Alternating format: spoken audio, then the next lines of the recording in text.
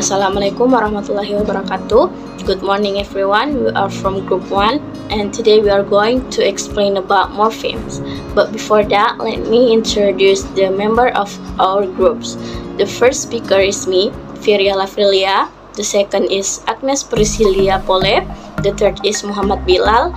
The fourth is Fatimah Zahra. The fifth is Nur Herawati. The sixth is Syawal Aryuda. The seventh is Alvina Maulidena. And the last speaker is Lutfia Nur Atifa. So what is morphemes? A morpheme is a short segment of language that meets three basic criteria, including 1. It is a part of a word that has meaning. 2. It cannot be divided into smaller meaningful segments without changing its meaning or leaving a meaningless remainder. 3. It has relatively the same stable meaning in different verbal environments. Or we can say morphemes are the smallest units of meaning in a language. They are commonly classified as either free morphemes, which can occur as separate words, or bound morphemes, which cannot stand alone as words. Said that the definition of morphemes according to Katamba is morpheme refers to the smallest, indivisible units of semantic content or grammatical function which words are made up. By definition, a morpheme cannot be decomposed into smaller units which are either meaningful by themselves or mark a grammatical function like singular or plural number in the noun. Morpheme is the smallest difference in the shape of a word that correlates with the smallest difference in word or sentence meaning or in a grammatical structure. And according to Richard et al., morpheme is the smallest unit in a language. A morpheme cannot be divided without altering or destroying its meaning. So that's all the definition of morphemes. Morphemes. First, many words of English are morphologically simple or indivisible units. A, table, max, win, box you, etc.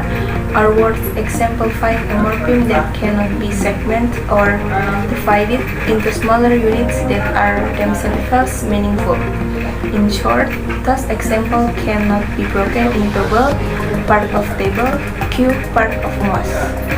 B, kind, hope, ball, etc. are words revealing a morpheme that cannot be destroyed if the D, E, and L are removed. They change into kin, hope, and bow, which have a different meaning.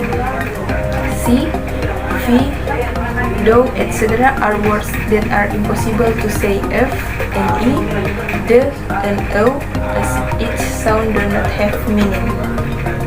Second, many English words are morphologically complex or divisible units. Chairs, books, doors, etc. are words that can be broken into smaller meaningful units.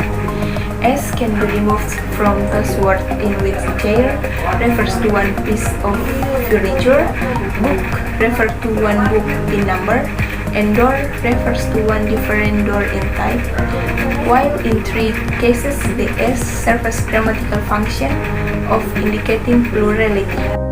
How do we recognize a single sound or a string of sounds representing a morpheme?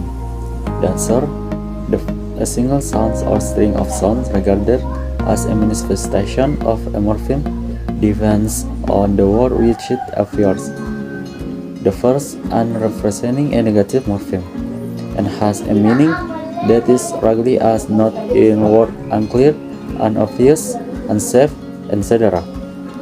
The second, cannot be claimed as a morpheme when it, for instance, occurs in under, uncle as there and clearly have no identifiable grammatical or semantic value and have no meaning at all. Thank you. Types of morphemes. 1. Free morphemes. It's a linguistic form that can be used on its own. For example, horse, drive, and take. 2. Bound morpheme. It's a linguistic form which is never used alone but must be used with other morphemes. For instance, the English suffix "ing" must be used with a verb stem as in the words, for example, driving, writing, and drawing. 3. Roots. A root is the irreducible core of a word with absolutely nothing else attached to it. For example, walk. Walk such as walk, walks, walking, and walked. The only situation where this is not true is when suppletion takes place. In that case, word forms that represent the same morpheme do not share a common root morpheme. Thus, I'll talk about the word forms good and better realize the lexeme good. Only good is phonetically similar to good. Okay, number 3, brown morpheme or brown form. It is a linguistic form or morpheme which is never used alone but must be used with another morpheme for intenses. The English suffix "ing" must be used with a verb stem as in the words driving, writing. Number 4, emphasis. An emphasis is a morpheme which only occurs when attached to some another morpheme or morphemes, such as a root or system or obviously. By definition, emphases are broad morpheme. No word may contain only an affix standing on its own. 3 are types of emphasis. Number 1, prefix. Number 2, suffices. And number 3, emphasis. Okay, next. 5. Stem and basis.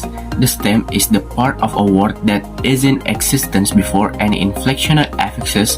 Example, those affixes whose presence is required by the syntax, such as markers of singular and plural. Number in nouns, tense, in verbs, etc. have been added.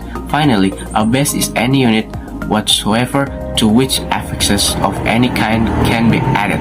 The affixes attached to a base may be inflectional affixes selected for syntactic reasons or derivational affixes which alter the meaning or grammatical category of the base.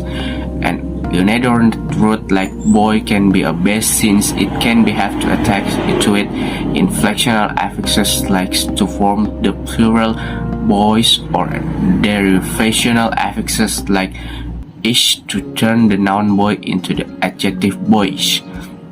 In other words, all roots or bases are called stems only in the context of inflectional morphology.